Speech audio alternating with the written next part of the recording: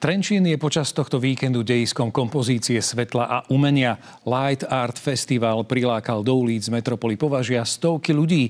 Návštevníkov už z diaľky lákal špeciálne osvetlený hrad Matúša Čáka a priamo na námestí doslova ožila mestská väža.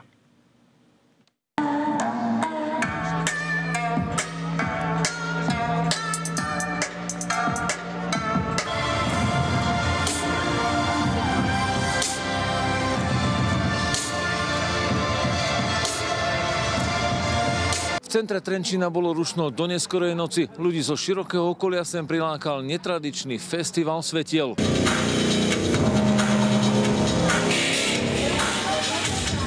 Ľudia môžu vidieť 7 diel svetelného umenia, ktoré prepájajú históriu so súčasným umením. Pod rukami umelcov doslova ožila aj fasáda mestskej veže. Človek v tom návale toho adrenalínu musí pracovať s nejakými drobnými vecami.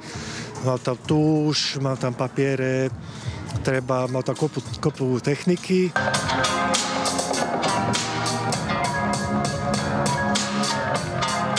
Niečo originálne v Trenčíne, čo sa len tak nevidí a je dobré, že sa to tu deje. Páči sa mi to. Tak je to také obrovské všetko, že to vidieť proste z okolia. Ja som to videl z toho mesta, keď som sem išiel, tak takže nečakal som, že tu niečo takéto bude, fakt to je super. My jsme koukali na hrad a teď jsme přišli sem na náměstí a zatím super.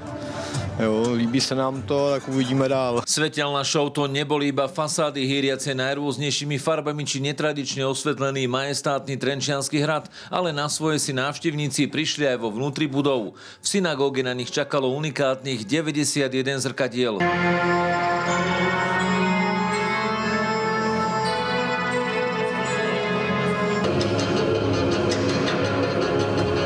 Zážitek těch lidí je vlastně něco jako se koukat do vertikální vodní hladiny, kdy vlastně, která se taky vlní, různě odráží svět kolem sebe.